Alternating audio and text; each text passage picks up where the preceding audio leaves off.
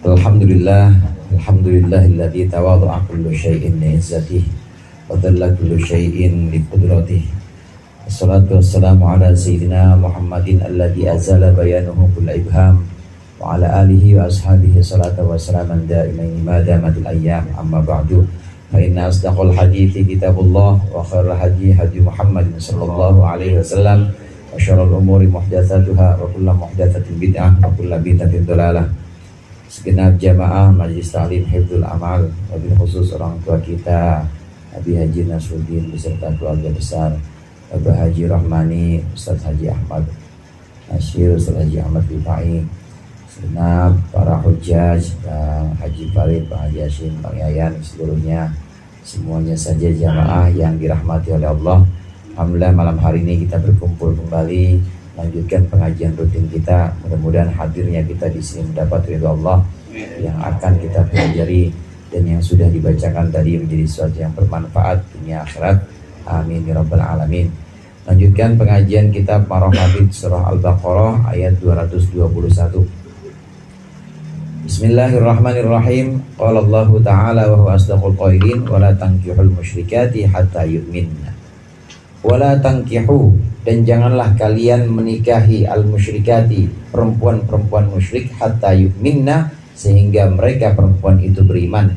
Ay wala tazawwaju, maksudnya janganlah kalian menikahi al-musyrikati, perempuan-perempuan musyrik, billahi, yang menyekutukan billahi dengan Allah Ta'ala, ila ayyu'minna, hingga mereka beriman billahi kepada Allah. Ilahnya bimana goyah dengan mana hingga, billah, hingga mereka beriman kepada Allah.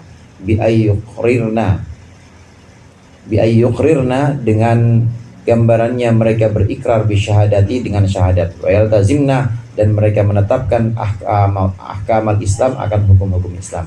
Hadza maksurun ala ghairil kitabiyati, ini diringkas ala ghairil kitabiyati, selain kitabiyah atau perempuan-perempuan ahlul kitab. Lima ruwiya, karena hadis yang diriwayatkan an Jabir bin Ubaidillah an Rasulillah sallallahu alaihi wasallam annahu qol, karena sebuah hadis yang diriwayatkan bahwasannya Rasulullah bersabda, natazawwaju nisaa ahlil kitabi, kami menikahi, kita menikahi perempuan-perempuan ahlul kitab, wala yatazawwajuna nisaana, tetapi mereka orang-orang musyrik tidak menikahi nisaana, akan perempuan-perempuan kami. Ada beberapa pengertian atau ada beberapa pembahasan dalam ayat 221 ini. Sebentar saya lanjutkan dulu. Warwa Abdurrahman bin Auf annahu sallallahu alaihi wasallam qala, bersabda Rasulullah fi haqqil majusi, dalam perkaranya orang majusi, sannu bihim sunnat ahli kitab, bersunnahlah engkau atau ikutilah tradisi engkau bihim dengan tradisi majusi, sunnat ahli kitabi, sebagaimana kesunnatan ahli kitab, ghairona kihi nisaihim, kecuali menikahi perempuan-perempuan majusi, wala akhiri dhabaihim, dan juga tidak memakan sembelihannya orang majusi. Ada beberapa tema atau pembahasan di sini. Yang pertama, larangan menikahi orang-orang musyrik perempuan. Ada beda antara nikahi dengan nikahkan, antara menikahi dengan menikahkan. Sama kayak meniduri dan menidurkan, Pian. Beda kan ya? Beda sama malam Jumat. Kalau menidurkan anak. Menidurkan anak. Kalau meniduri ibunya. Itu bedanya. Menikahi dengan menikahkan. Kalau menikahi, ini artinya orang laki kita dilarang menikahi perempuan musyrik. Nah, kalau menikahkan itu wali. Wali dilarang menikahkan putranya atau menikahkan putrinya dengan laki-laki yang musyrik. Jadi beda antara menikahi dengan menikahkan. Larangan di sini, janganlah kalian menikahi perempuan-perempuan musyrik. Janganlah kita laki-laki Islam ini menikah dengan perempuan-perempuan musyrik. Perempuan musyrik di sini adalah orang perempuan yang menyekutukan Allah, menyembah Allah juga, tapi menyembah berhala juga. Ini larangan, nggak boleh menyembah Allah tapi juga menyekutukan Allah. Ini larangan ini terus berlangsung hingga perempuan itu bersyahadat. Tapi kalau dia sudah mau syahadat, sudah mau bersaksi bahwasannya tidak ada Tuhan selain Allah dan bahwasannya Muhammad adalah utusan Allah, maka sudah boleh dinikahi, halal udah. Bawa aja ke penghulu, tinggal ya, atau ya ke penghulu kalau mau ini, kalau mau sah secara hukum kenegaraan. Mereka sudah bersyahadat perempuan itu, maka boleh kita nikahi. Nah, kemudian ayat ini Syekh Nawawi Banten menjelaskan, ini sebuah maksur itu artinya sebuah ayat yang istilahnya di sini disingkat. Ini ada pengecualian orang-orang ahlul kitab atau perempuan ahlul kitab. Orang kafir itu ada dua macam, Pak. Ada orang kafir yang ahlul kitab, ada orang kafir yang musyrik. Lam yakunil ladina kafaru min ahlil kitabi wal musyrikina. Orang-orang musyrik itu ada dua. Orang kafir itu ada dua. Ada kafir yang disebut dengan musyrik, ada kafir yang disebut dengan ahlul kitab. Ahlul kitab kafir apa bukan? Pak kafir. Kafir. Tapi larangan nikahi di sini bukan larangan menikahi orang kafir yang dari ahlul kitab. Yang dilarang di sini menikahi orang atau perempuan musyrik. Kita dilarang menikahi perempuan musyrik. Nah, perempuan musyrik ini tidak termasuk ahlul kitab. Karena musyrik sendiri, ahlul kitab sendiri. Saya ulang lagi, orang kafir itu ada dua macam. Yang pertama ada kafir yang disebut ahlul kitab. Kafir tetap ahlul kitab. Kemudian yang kedua ada kafir yang disebut dengan musyrik. Larangan di sini yang larangan musyrik. Nikah sama perempuan musyrik nggak boleh. Bagaimana nikah dengan perempuan ahlul kitab? Boleh. Cari dah. Boleh di sini. Karena kata Rasulullah, natazawwaju nisa ahli kitab wala yatazawwajuna nisa'ana. Kita menikahi perempuan-perempuan ahlul kitab. Tetapi jangan sekali-kali mereka orang-orang ahlul kitab yang laki-laki ini nikah dengan perempuan kita. Maksudnya buat wali jangan menikahkan anak perempuannya. Kita yang orang Islam jangan menikahkan perempuan Islam dengan ahlul kitab, nggak boleh. Tapi kalau sebaliknya orang Islam nikah dengan ahlul kitab boleh. Karena ahlul kitab betul kafir, tapi dia tidak termasuk musyrikat. Di sini larangannya adalah larangan untuk musyrikat. Ini dalil pertama, dasar pertama yang menyebutkan bahwa orang-orang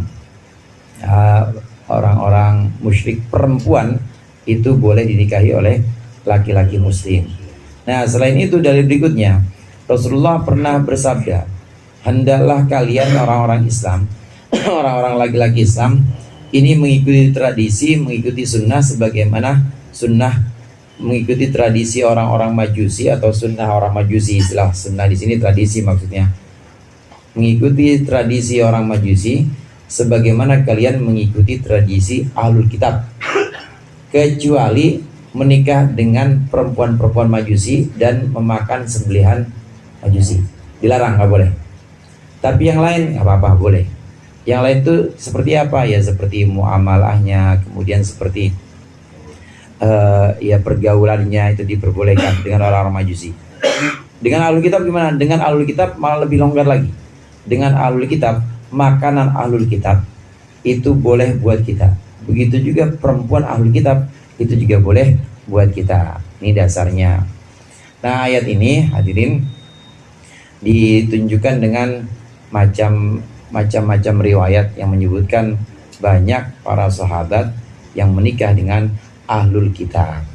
Ahlul kitab itu perempuan, dan sebagian memang kemudian bisa diislahkan, diperbolehkan, diizinkan untuk mendapatkan hidayah, dapat hidayah. Ahlul kitab di sini yang tentunya adalah ahlul kitab yang masih asli, artinya asli. Memang dulu bapaknya ahlul kitab, tidak pernah sebelumnya dia itu orang Islam kemudian murtad. Enggak, bukan seperti itu. Nah, kalau yang asalnya memang ahlul kitab maka dibolehkan, halal hukumnya di sini. Ini permasalahan yang pertama yang tadi saya sampaikan. Jadi ada beda antara menikahi dengan menikahkan. Nanti bagian yang belakang menikahkan. Nah, kemudian larangan menikahi perempuan musyrik. Perempuan musyrik itu kafir. Nah, sedangkan ahlul kitab itu tidak termasuk yang ini. Ahlul kitab, perempuan ahlul kitab tidak termasuk perempuan yang musyrik. Lalu asbabun nuzul atau sebab turunnya ayat ini, janganlah kalian laki-laki Islam menikahi perempuan musyrik.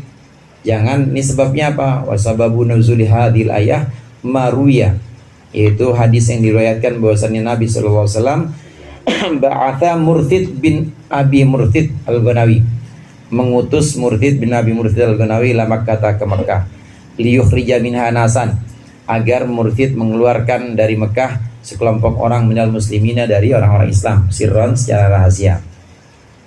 Fa inda qudumihi, maka ketika kedatangan Murthid, ja'athu imrahatun, maka seorang perempuan mendatangi Murthid. Ja'athu imrahatun musyrikatun, seorang perempuan musyrik mendatangi Murthid. Ismuha anakun, anak ya, nama perempuan. Kalau di Sunda nok kali ya. Faltamasat al-khulwata, maka perempuan itu menuntut al-khulwata, berduaan. Kalau itu sepi-sepi maksudnya berduaan, minta berduaan sama Murthid. Faqala, maka berkata Murthid, waihaka, celaka engkau, waihaki, celaka engkau, innal islama hala baini wa bainaka, sesungguhnya Islam melarang, Islam membatasi, mencegah atau menghijab antara aku dan engkau, wa bainaki. Faqalat, maka berkata perempuan itu, halaka anta tazawwaja bi, maukah engkau menikahi aku? Faqala, maka berkata Murthid, na'am, mau. Tsumma wa'adaha, kemudian Murthid menjanjikan kepada perempuan itu, ayat dan Rasulullah, agar dia minta izin, ayat dan Rasul, agar Rasul mengizinkan.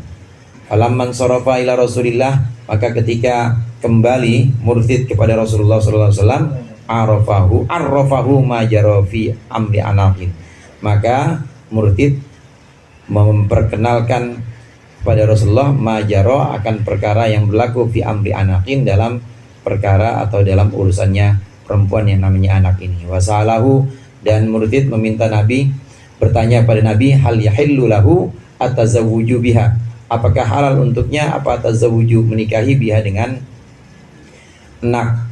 anak. Anzalallahu ta'ala, maka Allah ta'ala menurunkan hadil ayata, akan ayat ini, ayat wala tankihul musyrikati hatta yu'min. Ini asbabun nuzulnya. Ada seorang sahabat Nabi namanya Murthid, diutus ke Mekah. Pada waktu itu Mekah belum dikuasai oleh orang-orang Islam, jadi belum patuh Mekah.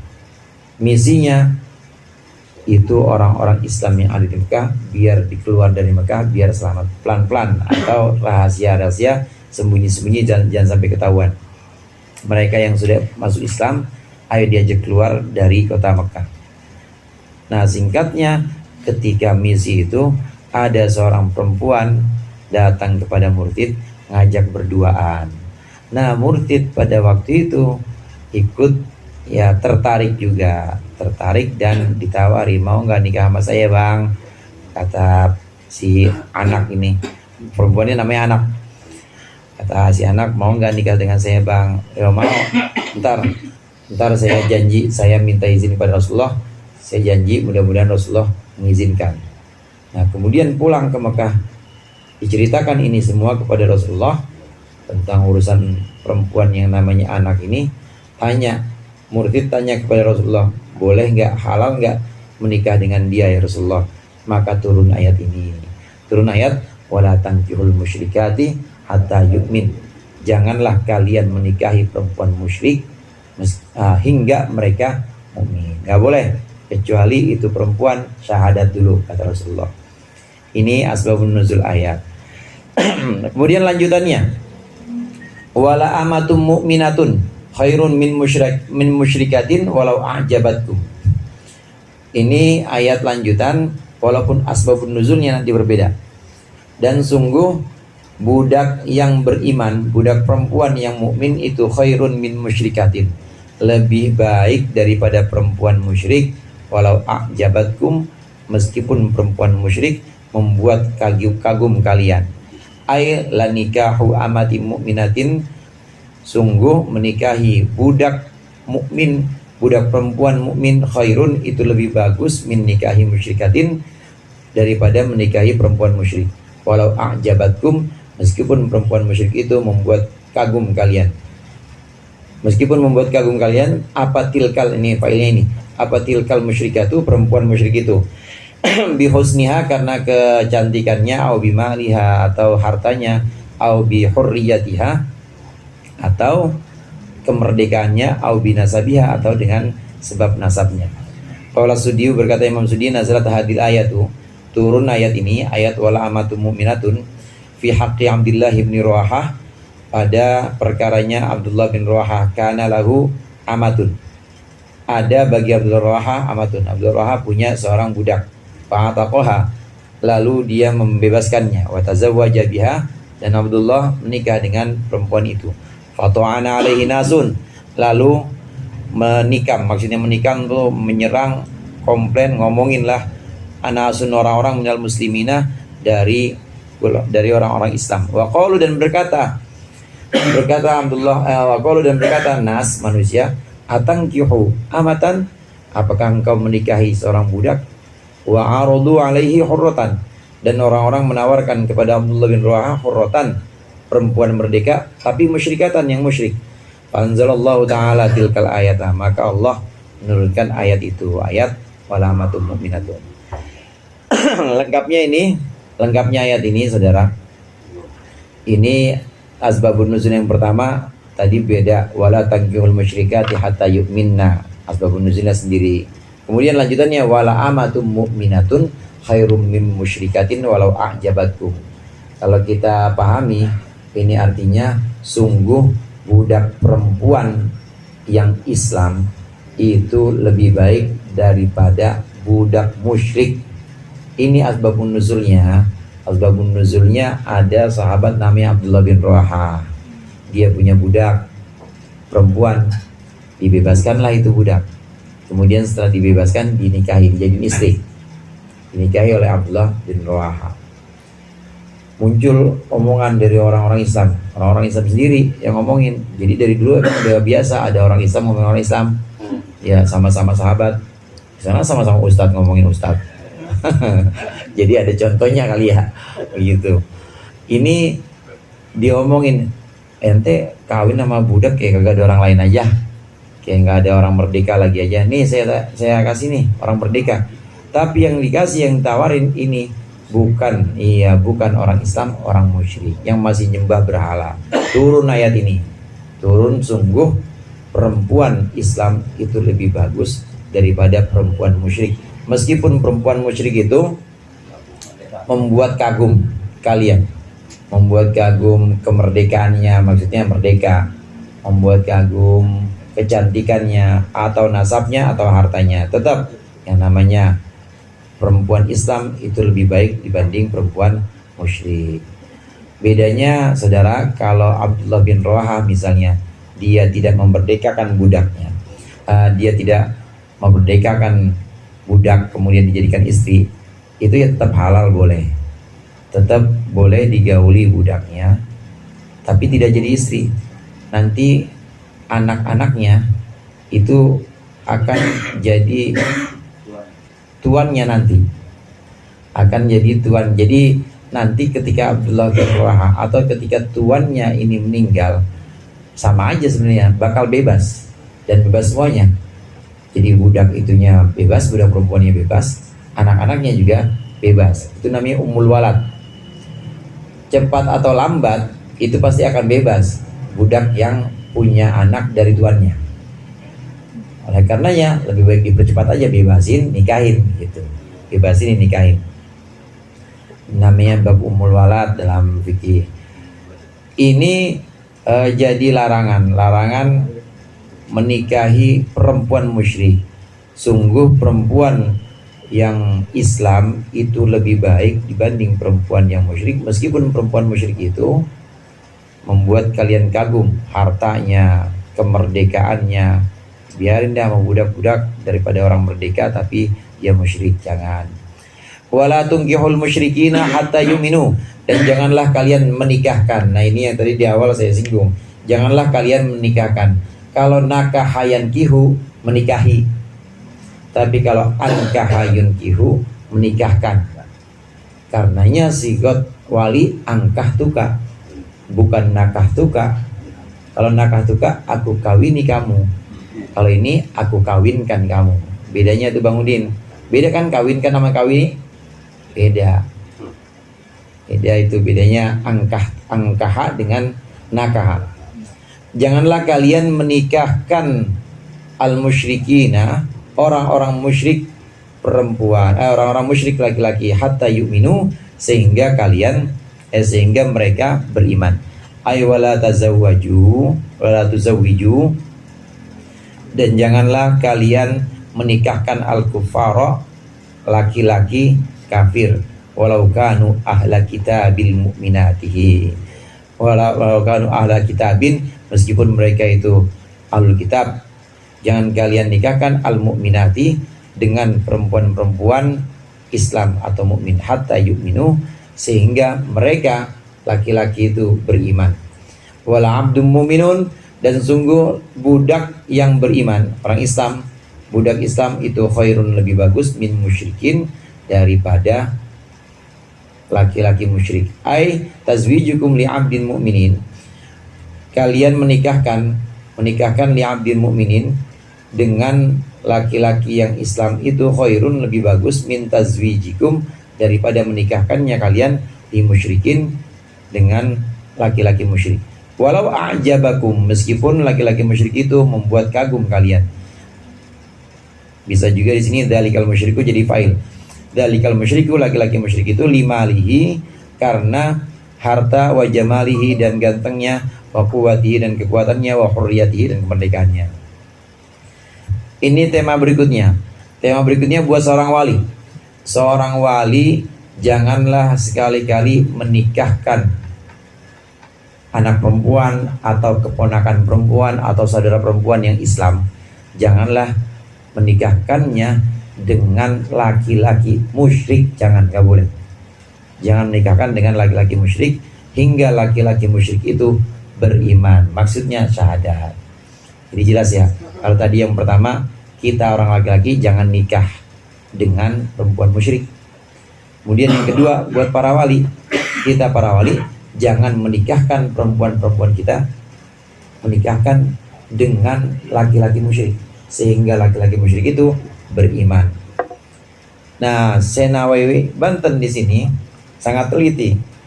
Walau kanu ahla kitabil mu'minat, meskipun walau kanu ahla kitabin, meskipun laki-laki itu adalah ahlul kitab. Jadi walaupun itu ahlul kitab nggak boleh. Jangan orang perempuan Islam ini kita nikahkan meskipun dengan ahlul kitab, nggak boleh. Nah, kalau yang kasus pertama tadi, orang laki boleh menikahi perempuan ahlul kitab. Nah, kalau ini orang perempuan kita nggak boleh kita nikahkan dengan ahlul kitab. Tuh, semuanya ini menjadi larangan dan mutlak larangannya, meskipun orang-orang musyrik laki-laki tadi membuat kagum kita, ya kagum hartanya atau kekuatannya, pengaruhnya, kemerdekaannya, misalnya statusnya sebagai merdeka, walaupun itu membuat kagum, jangan sekali-kali menikahkan perempuan-perempuan kita dengan orang musyrik dan juga dengan ahlul kitab, jangan. Ulaika al-musyrikat wal musyrikuna, mereka itu orang-orang musyrik perempuan maupun orang musyrik laki-laki, yad'una ilan nar, mengajak kepada neraka. Ai ila ma yuaddi ilan nar, kepada sesuatu yang menyebabkan atau mendatangkan kepada neraka.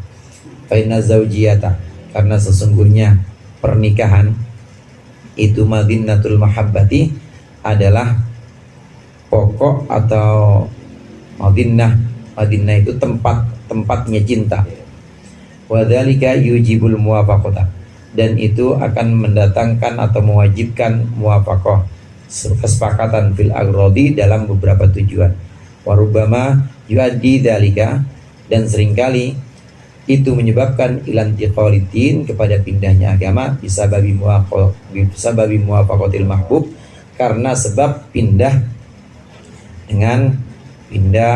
karena sebab sepakat kepada mahbub. Mahbub itu orang yang dicintai.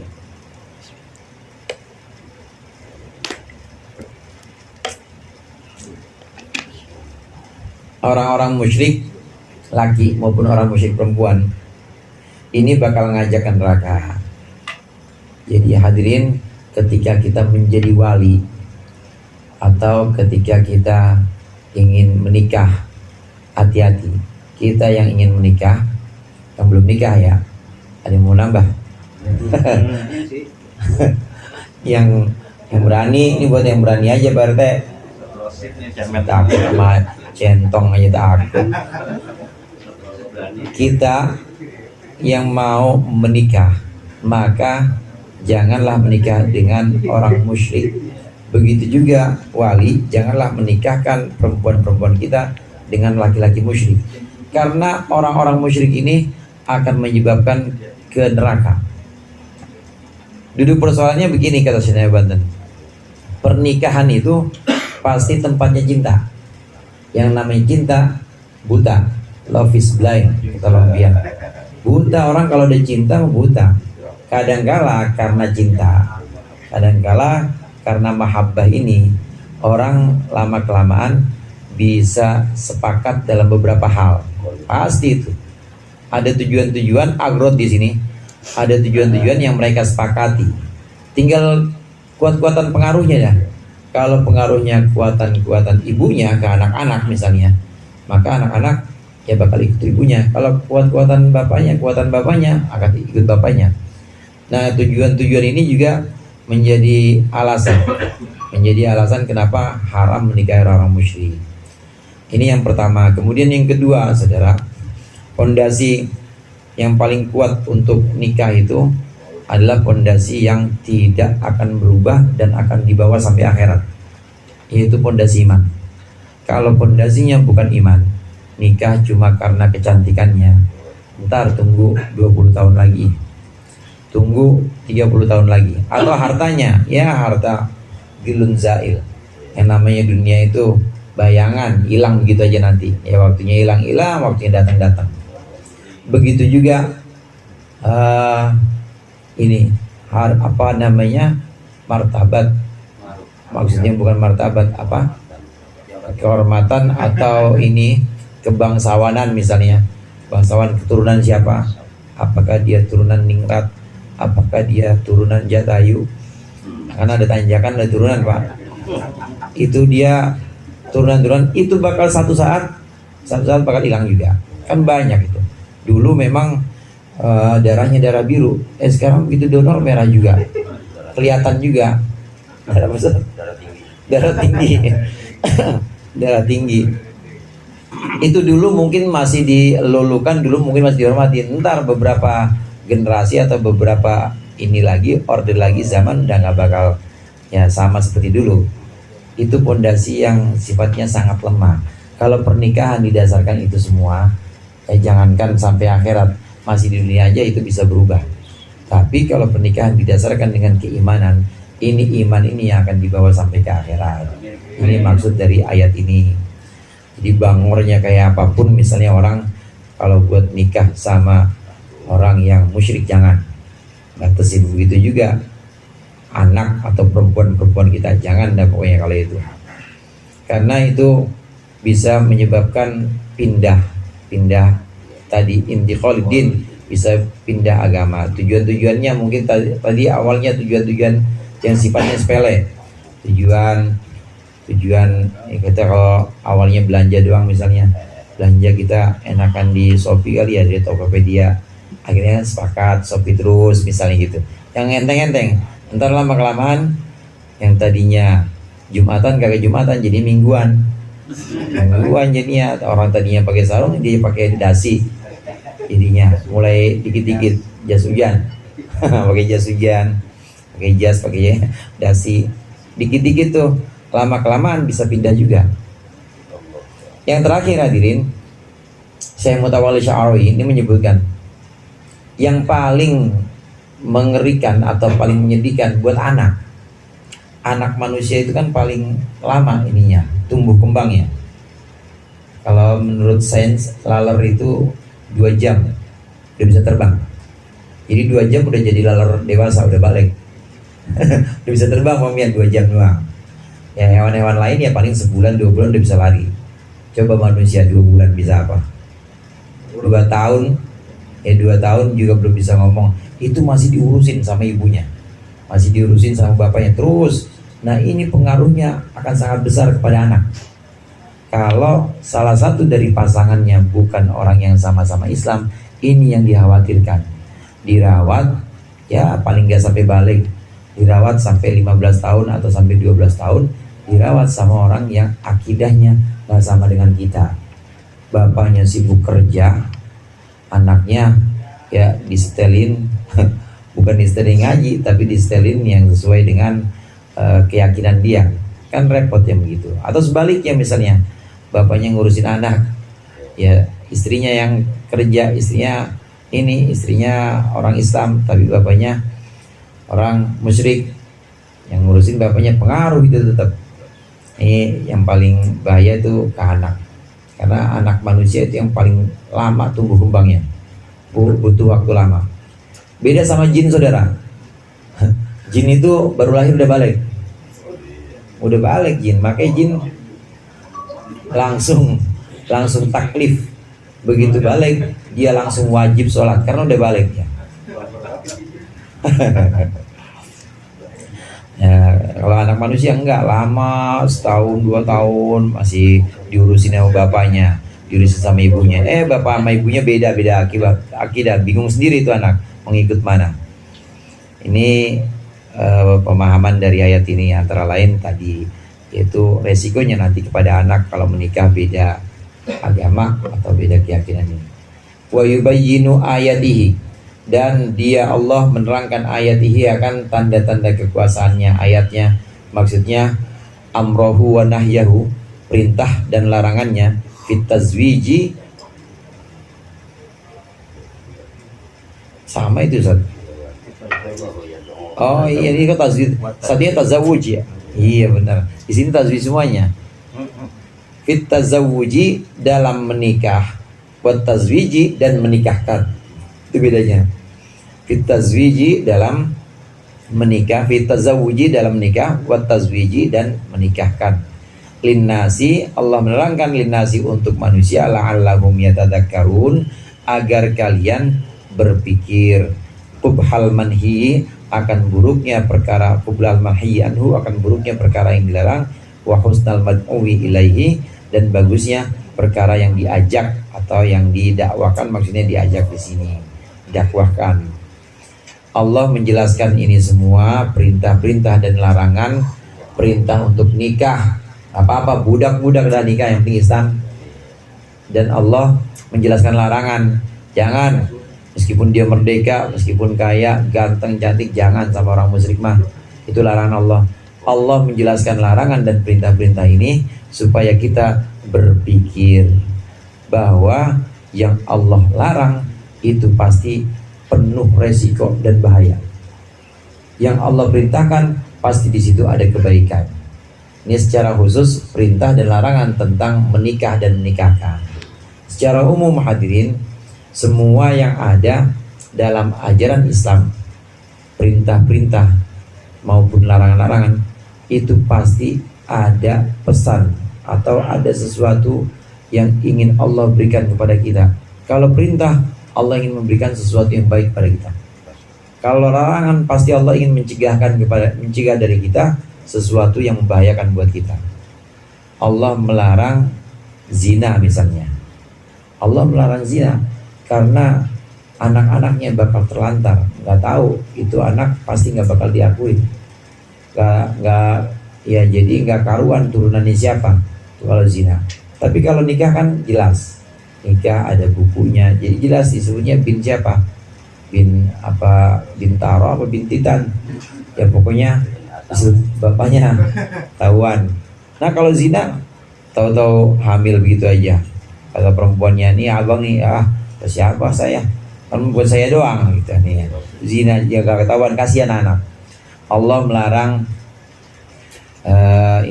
melarang riba misalnya. Allah melarang riba ini karena ada keburukan di situ. Di antara keburukan riba itu bisa mencekik atau bisa membuat perekonomian orang yang melakukan riba itu hancur. Udah pokoknya benar-benar hancur. Semua larangan-larangan Allah pasti di situ ada bahaya yang ingin Allah hindarkan dari kita. Begitu juga perintah. Semua yang perintah-perintah yang Allah berikan kepada kita, yang Allah wajibkan kepada kita, pasti di situ ada kebaikan yang ingin Allah datangkan kepada kita. Ini pun termasuk mujizat hadirin. Jadi kalau kita nyari mujizat Nabi mungkin sudah terputus. Mujizat Nabi dari jari mulia beliau, dari jari-jari beliau yang mulia itu keluar air, bisa untuk diminum para sahabat. Keluar air itu yang bisa menyaksikan ya cuma sahabat doang, yang pada waktu itu hidup, sahabat. Nah sedangkan yang selesai sahabat yang nggak mengalami masa Nabi nggak menyaksikan itu.